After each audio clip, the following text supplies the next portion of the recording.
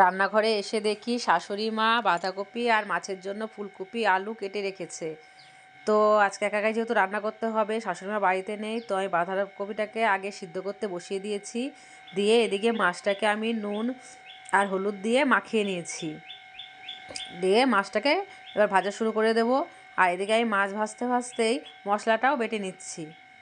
যেহেতু আমি যেহেতু গুঁড়া খাই না, মশলা বেটে খাই, তো আমি এখানে মশলা বেটে নিচ্ছি আর এদিকে লঙ্কাও বেটে নিচ্ছি।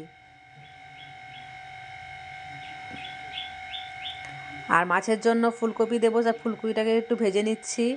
ভেজে নিয়ে তুলে রেখে আমি তেলের মধ্যে আলু দিয়ে তরকারিটা রান্না করব।